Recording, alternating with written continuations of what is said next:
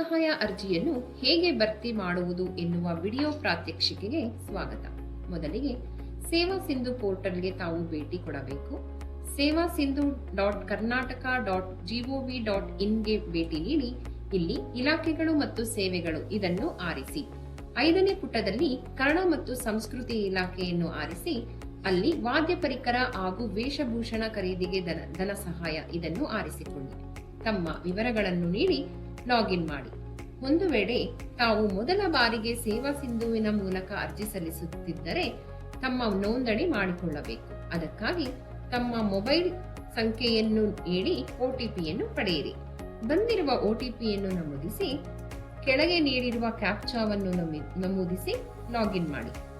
ಕಲಾವಿದರಿಗೆ ವಾದ್ಯ ಪರಿಕರ ಹಾಗೂ ವೇಷಭೂಷಣ ಖರೀದಿ ಪ್ರೋತ್ಸಾಹ ಧನ ಸಹಾಯಕ್ಕೆ ಅರ್ಜಿ ನಮೂನೆ ತೆರೆದುಕೊಳ್ಳುವುದು ಗಮನಿಸಿ. ಸರ್ಕಾರದ ಆದೇಶದನ್ವಯ ಮಾರ್ಗಸೂಚಿಯನ್ನು ಕೂಡ ಇಲ್ಲಿ ನೀಡಲಾಗಿದ್ದು, ದಯಮಾಡಿ ಮಾರ್ಗಸೂಚಿಯನ್ನು ಸರಿಯಾಗಿ ಓದಿಕೊಂಡು ಅದರಂತೆಯೇ ಮಾಹಿತಿಯನ್ನು ಒದಗಿಸಿ ಅರ್ಜಿಯನ್ನು ಭರ್ತಿ ಮಾಡಲು ಕೋರಲಾಗಿದೆ. ಈಗ ಅರ್ಜಿಯನ್ನು ಭರ್ತಿ ಮಾಡಿ. ಮೊದಲಿಗೆ ತಾವು ಏಕ ವ್ಯಕ್ತಿಯಾಗಿದ್ದರೆ ಏಕ ವ್ಯಕ್ತಿಯೊಂದು ಅಥವಾ ಗುಂಪು ಕಲೆಯಾಗಿದ್ದರೆ ಗುಂಪು ಕಲೆಯನ್ನು ಆರಿಸಿ. ಕಲಾವಿದರ ಹೆಸರನ್ನು ನಮೂದಿಸುವುದು. ಕಲಾವಿದರ ವರ್ಗ ಸಾಮಾನ್ಯವಾಗಿದ್ದರೆ ಸಾಮಾನ್ಯವೆಂದು, ಪರಿಶಿಷ್ಟ ಪಂಗಡವಾಗಿದ್ದರೆ ಗಿರಿಜನ ಉಪಯೋಜನವೆಂದು ಅಥವಾ ಪರಿಶಿಷ್ಟ ಜಾತಿಯಾಗಿದ್ದರೆ ವಿಶೇಷ ಘಟಕ ಎಂಬ ಮಾಹಿತಿಯನ್ನು ನಮೂದು ಮಾಡುವುದು. ನಂತರ ಕಲಾವಿದರ ದೂರವಾಣಿ ಸಂಖ್ಯೆಯನ್ನು ನಮೂದಿಸುವುದು. ಕಲಾವಿದರು ಕಳೆದ ಎಷ್ಟು ವರ್ಷಗಳಿಂದ ಕಾರ್ಯಕ್ರಮ ನೀಡಿರುವ ಬಗ್ಗೆ ಮಾಹಿತಿಯನ್ನು ಒದಗಿಸುವುದು. ಕಲಾವಿದರ ಕಲಾ ಪ್ರಕಾರವನ್ನು ನಮೂದಿಸುವುದು. ಒಂದು ವೇಳೆ ಕಲಾವಿದರ ಕಲಾ ಪ್ರಕಾರ ಇತರೆಯಾಗಿದ್ದಲ್ಲಿ ಕಡ್ಡಾಯವಾಗಿ ಕಲಾವಿದರ ಕಲಾ ಪ್ರಕಾರವನ್ನು ನಮೂದು ಮಾಡುವುದು. ಕಲಾವಿದರು ರಾಜ್ಯದವರಾಗಿದ್ದರೆ ರಾಜ್ಯವೆಂದು ಅಥವಾ ಹೊರ ರಾಜ್ಯವಾಗಿದ್ದರೆ ಹೊರ ರಾಜ್ಯ ಎಂಬ ಮಾಹಿತಿಯನ್ನು ನಮೂದು ಮಾಡುವುದು. ಕಲಾವಿದರ ಪೂರ್ಣ ಅಂಚೆ ವಿಳಾಸವನ್ನು ನಮೂದಿಸುವುದು. ಕಲಾವಿದರ ದೇಶ, ರಾಜ್ಯ, ತಾಲೂಕು, ಜಿಲ್ಲೆ, ಪಿನ್ ಕೋಡ್ ಅನ್ನು ನಮೂದಿಸುವುದು.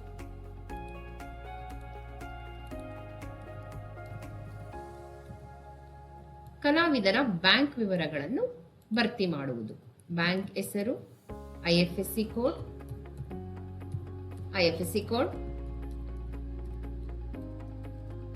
ಬ್ಯಾಂಕ್ ಖಾತೆ ಸಂಖ್ಯೆ, ಶಾಖೆಯ ಹೆಸರನ್ನು ನಮೂದಿಸುವುದು. ಕಲಾವಿದರ ಅನುದಾನದ ವಿವರಗಳನ್ನು ಭರ್ತಿ ಮಾಡುವುದು. ಅರ್ಜಿದಾರರು ಹಿಂದಿನ 5 ವರ್ಷಗಳಲ್ಲಿ ಇಲಾಖೆಯಿಂದ ಅನುದಾನ ಪಡೆದಿರುವರೆ ಎಂಬ ಮಾಹಿತಿಯನ್ನು ಒದಗಿಸುವುದು. ಹೌದು ಅಥವಾ ಇಲ್ಲ ಎಂಬ ಮಾಹಿತಿಯನ್ನು ಒದಗಿಸುವುದು. ಒಂದು ವೇಳೆ ಹೌದು ಆಗಿದ್ದಲ್ಲಿ ಅರ್ಜಿದಾರರು ಹಿಂದಿನ 5 ವರ್ಷಗಳಲ್ಲಿ ಇಲಾಖೆಯಿಂದ ಅನುದಾನ ಪಡೆದಿರುವ ಬಗ್ಗೆ ಮಾಹಿತಿಯನ್ನು ಕ್ರಮಬದ್ಧವಾಗಿ ನಮೂದಿಸತಕ್ಕದ್ದು.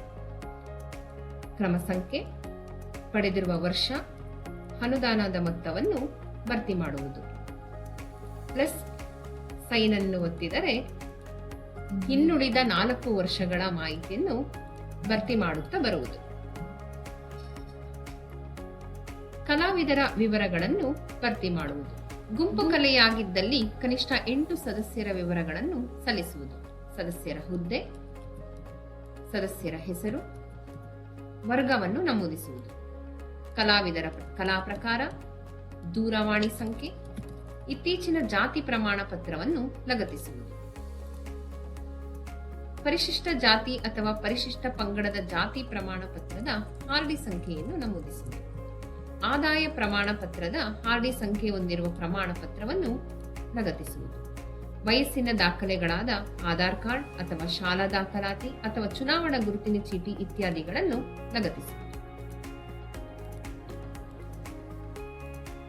ಇತ್ತೀಚಿನ ಭಾವಚಿತ್ರವನ್ನು ಲಗತ್ತಿಸುವುದು. ಇದೇ ರೀತಿ ಉಳಿದ ಸದಸ್ಯರ ವಿವರಗಳನ್ನು ಭರ್ತಿ ಮಾಡಲು ಕೆಳಗೆ ಇರುವ ಪ್ಲಸ್ ಅನ್ನು ಒತ್ತಿ ಮುಂದುವರಿಯುವುದು. ನಂತರ ಒಪ್ಪಿಗೆಯನ್ನು ಸೂಚಿಸಿ ಕೆಳಗೆ ನೀಡಿರುವ ಕ್ಯಾಪ್ಚಾವನ್ನು ನಮೂದಿಸಿ ಸಬ್ಮಿಟ್ ನೀಡುವುದು.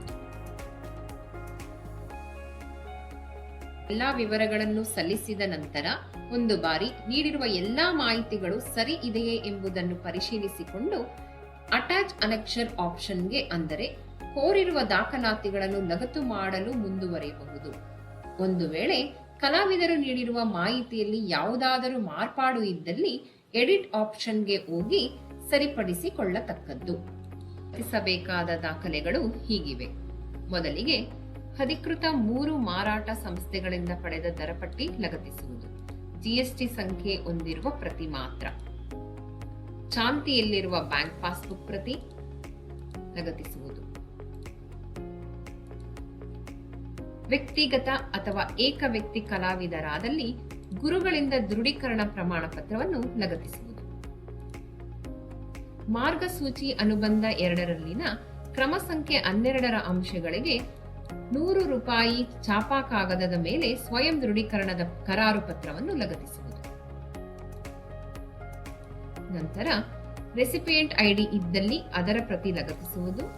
ಇಲ್ಲದಿದ್ದಲ್ಲಿ ಫಾರ್ಮ್ 9 ಭರ್ತಿ ಮಾಡಿ ಲಗತ್ತಿಸುವುದು.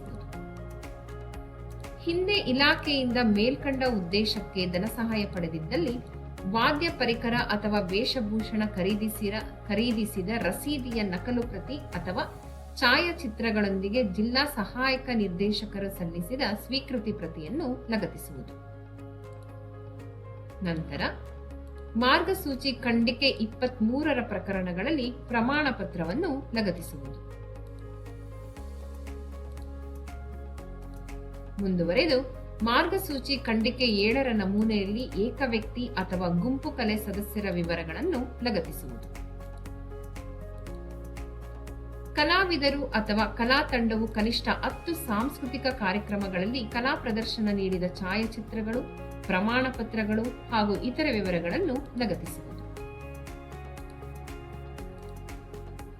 ನಂತರ ಸೇವ್ ಅನೆಕ್ಷರ್ ಅನ್ನು ಒತ್ತಿ ಮುಂದುವರಿಯುವುದು. ಮಾಡಿರುವ ಎಲ್ಲಾ ದಾಖಲೆಗಳು ಸರಿ ಇರುವುದನ್ನು ಒಮ್ಮೆ ಪರಿಶೀಲಿಸಿಕೊಂಡು ಸಬ್ಮಿಟ್ ನೀಡಬೇಕು. ಈಗ ತಮ್ಮ ಅರ್ಜಿ ಸ್ವೀಕೃತವಾಗಿದೆ. ಸ್ವೀಕೃತವಾಗಿರುವುದಕ್ಕೆ ಅಕ್ನಾಲೆಜ್ಮೆಂಟ್ ಅಂದರೆ ಸ್ವೀಕೃತಿ ಪ್ರತಿ ಬಂದಿರುತ್ತದೆ. ಇದನ್ನು ಸೇವ್ ಮಾಡಿಟ್ಟುಕೊಳ್ಳಿ. ಧನ್ಯವಾದಗಳು.